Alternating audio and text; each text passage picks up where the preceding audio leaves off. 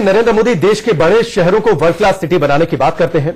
सरकार ने इसके लिए योजनाएं भी तैयार की हैं, लेकिन क्या यह सब वाकई इतना आसान है और क्या सब कुछ सिर्फ सरकार के भरोसे ही होगा? क्या कोई ऐसा भी तरीका है जिससे बिना सरकारी फंड के किसी भी शहर को विश्व स्तरीय बनाया जा सके? इन्हीं मुद्दों पर बातचीत करने के लिए हमारे साथ स्टूडियो में संजय गुप्ता जी मौजूद हैं। संजय जी, आपका बहुत बहुत स्वागत है। संजय जी, हमें बताएंगे कि कैसे किसी शहर को बिना सरकारी फंड के विश्व स्तरीय बनाया जा सकता है। इन पर हम बातचीत करेंगे। संजय जी से हम बातचीत करें, लेकिन उससे पहले एक रिपोर्ट आपको दिखाते हैं।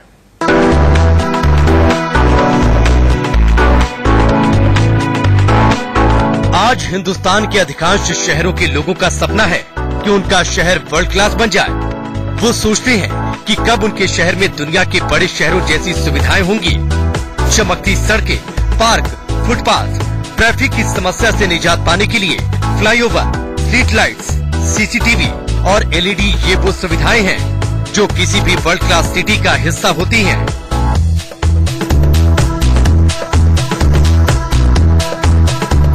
विज्ञापन की एक अलग पॉलिसी हो सकती है जिसमें यूनिपोल, इलेक्ट्रिक पोल पर कियोस्क, एलईडी स्क्रीन का डिजाइन उच्च स्तरीय होगा। पेड़ और पौधों की प्रूनिंग से सरकार के पास पैसा तो आ सकता है, लेकिन कैसे? लेकिन बड़ा सवाल है कि क्या एक शहर को वर्ल्ड क्लास बनाना इतना आसान है?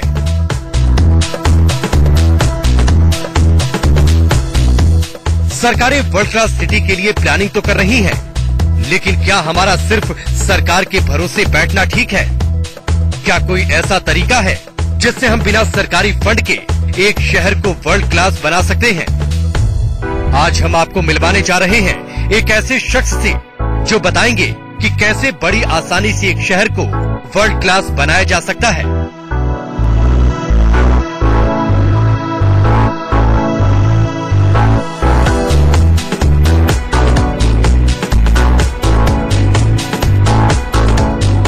लाला संजय गुप्ता एक समाज सेवी हैं, जिन्होंने इंजीनियरिंग, हॉर्टिकल्चर, विज्ञापन और लाइसेंसिंग विभाग में काम किया है। उन्हें सरकारी विभागों से जुड़कर काम करने का लगभग 30 सालों का अनुभव है।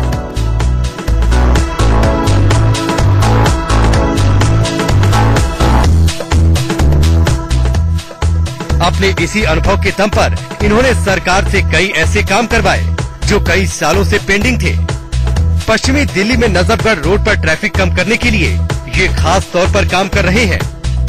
इनका मानना है कि अगर नजफगढ़ नाले पर एलिवेटेड रोड बन जाए तो पूरी दिल्ली में ट्रैफिक जाम की समस्या काफी हद तक कम हो जाएगी।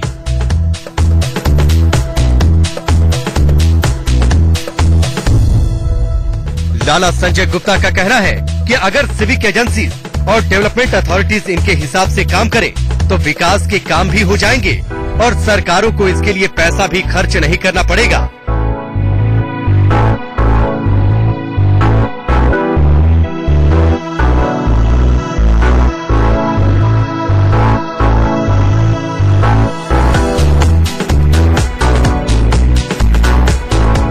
तो आइए हम खुद संजय गुप्ता से जानते हैं कि एक शहर को वर्ल्ड क्लास बनाने के लिए उनकी पूरी प्लानिंग क्या है।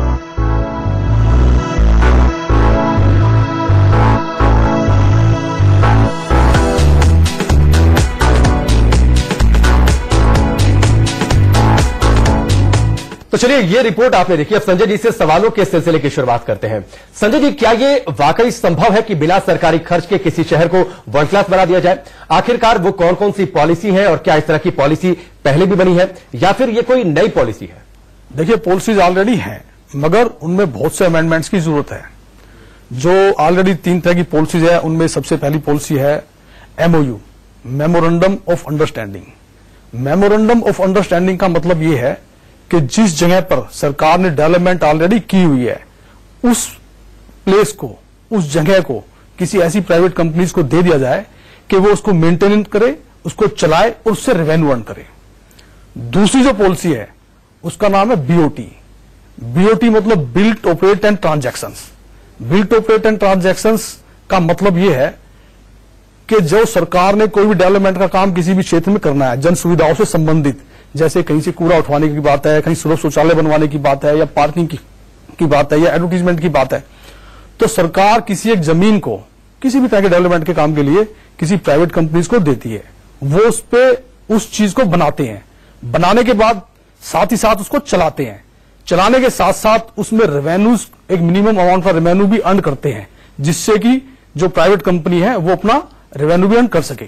और तीसरी जो पॉलिसी है वो है advertisement development works against advertisement right, landscaping works against advertisement right, जिसमें सरकार ओपन एरियाज के अंदर किसी भी ओपन एरिया को डेवलप करने के लिए किसी भी प्राइवेट कंपनी को देते हैं एक मैप के साथ, एक नक्शे के साथ कि आपने लैंडस्केपिंग का ये काम करना है, और उसको प्राइवेट कंपनी उस तरह से लैंडस्केपिंग के काम को करती है और साथ ही साथ उसमें एक मिनिमम चार्ज रख के रेवेन्यू भी अर्न करती है। ये 3 तरह की ऐसी पॉलिसीज हैं जिसको सही तरीके से अगर एग्जीक्यूट किया जाए, जिसके बायलॉजों में कुछ अमेंडमेंट कर दिया जाए, तो सरकार बिना किसी सरकारी पैसे के हमारे देश के किसी भी शहर का इंफ्रास्ट्रक्चर अमेरिका, ब्रिटेन और फ्रांस के शहरों से भी बेहतर हो सकता है, और मेंटेनेंस के लिए भी सरकार को कोई पैसा खर्च नहीं करना पड़ेगा। जी अच्छा संजय जी, आपने पॉलिसी की बात कर दी। हिंदुस्तान में सबसे बड़ी समस्या दरअसल यह है कि सरकारी दफ्तरों के चक्कर लगाना या फिर नेताओं के चक्कर लगाना।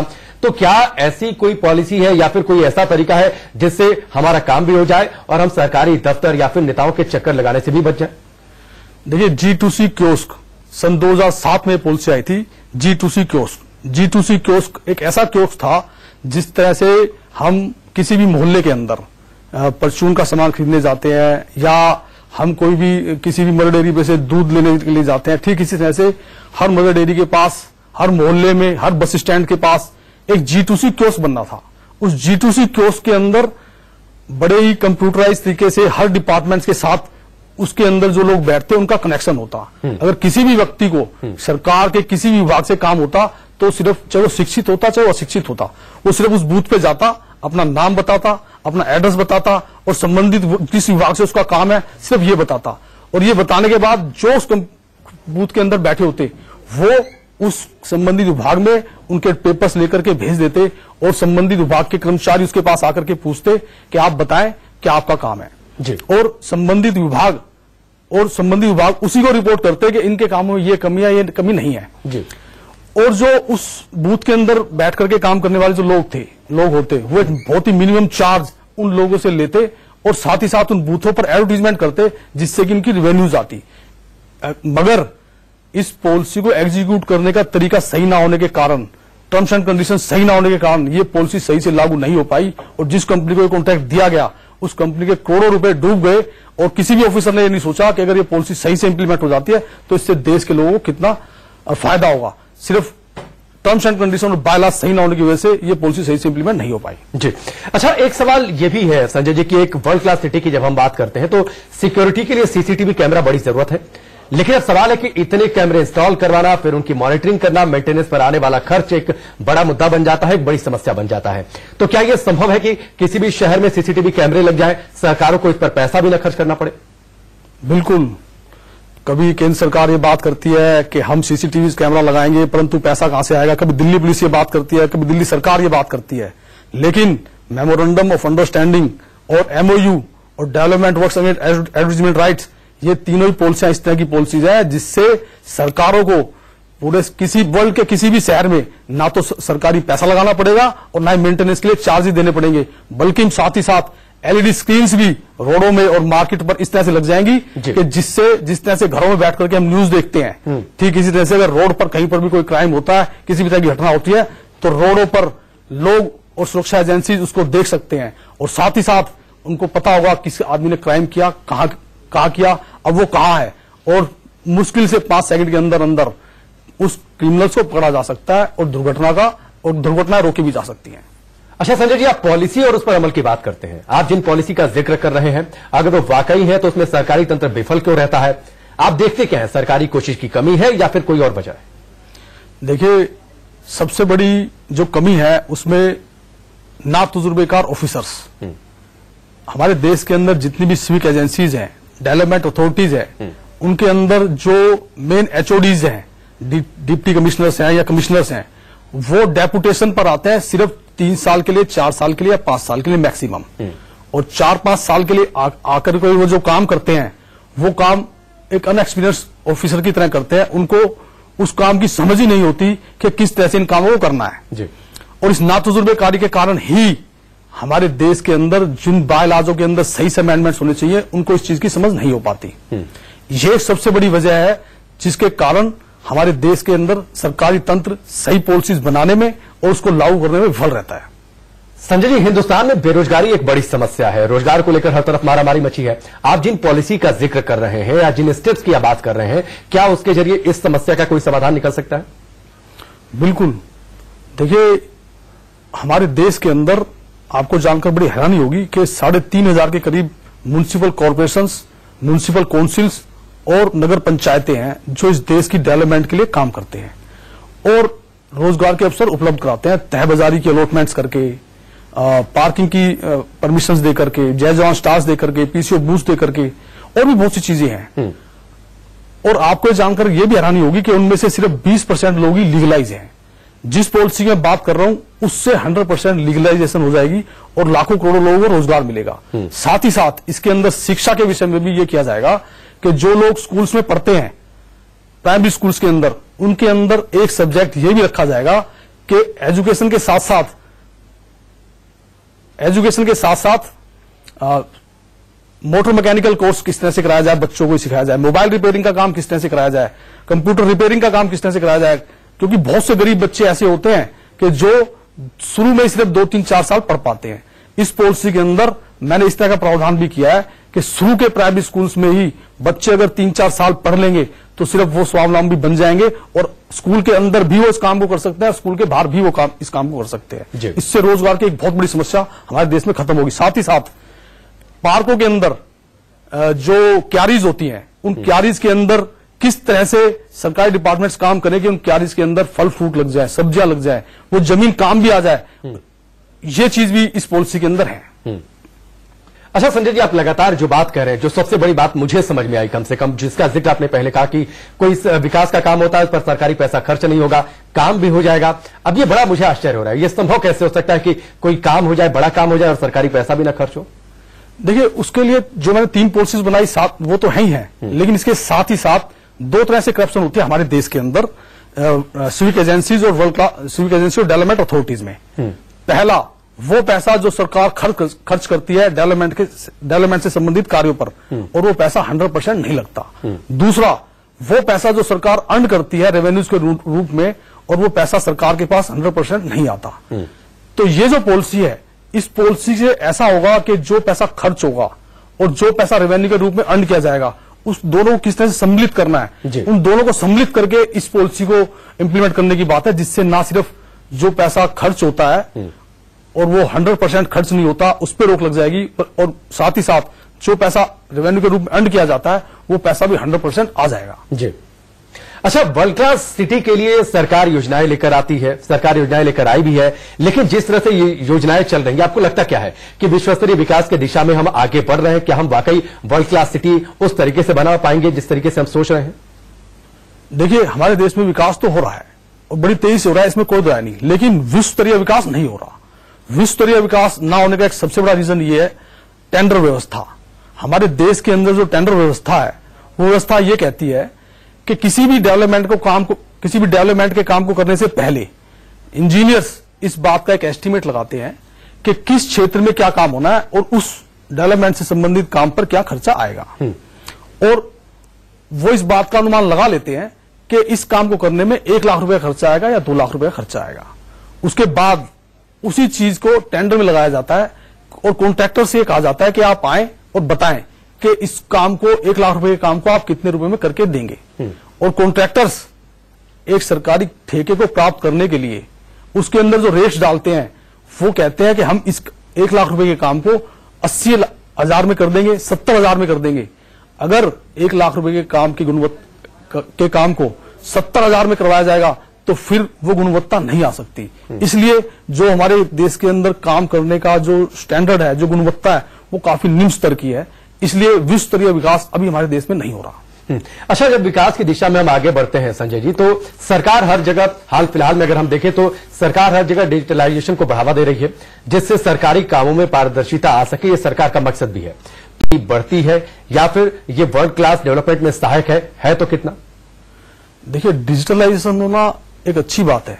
डिजिटलाइजेशन होने से हमारे देश के अंदर सरकार की क्या पॉलिसीज हैं, टेंडर्स में किस तरह से पार्टिसिपेट करना है, कौन से काम सरकार के अब कहां चालू होने वाले हैं, ये सब चीजें तो ठीक है किसी तरह के लाइसेंस को अप्लाई करने के लिए भी ठीक है, किसी तरह की परमिशंस को अप्लाई करने के लिए भी ठीक है, मगर जो टर्म्स एंड कंडीशंस हैं वो सही ना होने की वजह से इस डिजिटलाइजेशन होने से इस डिजिटलाइजेशन का इतना फायदा नहीं हो पा रहा। सरकार को जरूरत यह है कि वो अपने जो टर्म्स एंड कंडीशंस हैं लोगों को सुविधाएं देने के लिए उसको ठीक करें।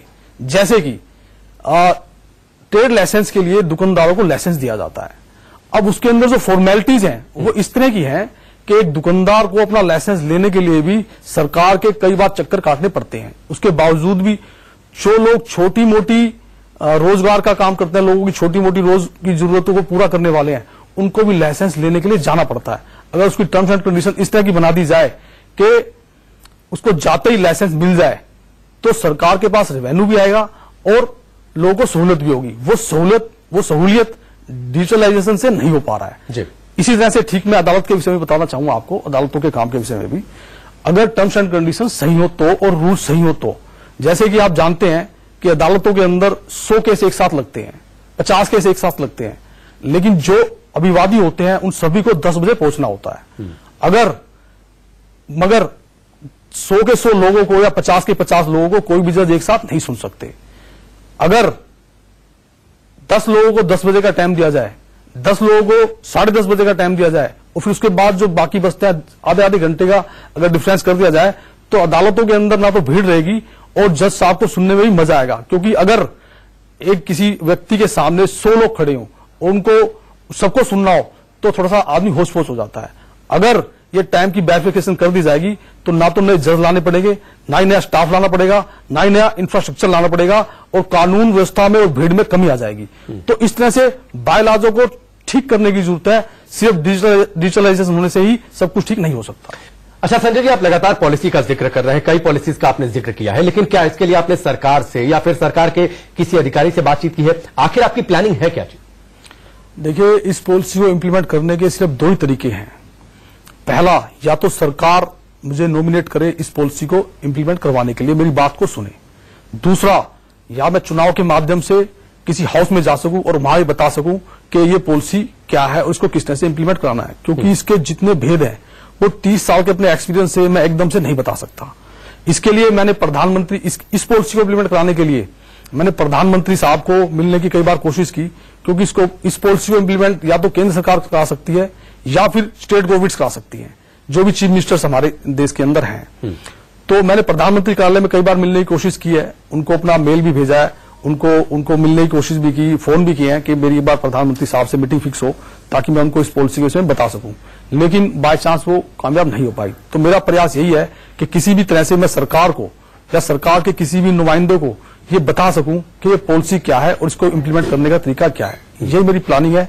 जो भी हमारे देश के अंदर स्टेट गवर्नमेंट्स के अंदर चीफ मिनिस्टर्स हैं या हमारे देश के प्राइम मिनिस्टर्स हैं, अगर एक बार मुझे मौका दें तो इस पॉलिसी के विषय में उन्हें सही से बता पाऊंगा। अच्छा, एक आखिरी सवाल है संजय जी आपसे, जो आखिर में हम जानना चाहते हैं वो ये है कि इन पॉलिसीज को इंप्लीमेंट करवाने के लिए आपको किस तरीके की मदद चाहिए, अगर कोई मदद चाहिए तो, और साथ ही अगर कुछ और आप कहना चाहते हैं अपनी प्लानिंग, अपनी सोच को लेकर वर्ल्ड क्लास सिटी के लिए। देखिए, मैं आपके चैनल के माध्यम से यही बात कहना चाहता हूं, जो लोग सरकार में हैं वो या जो लोग सरकार के साथ टच में हैं, कि मुझे एक मौका मिले सरकार को अपनी पॉलिसीज के विषय में बताने का।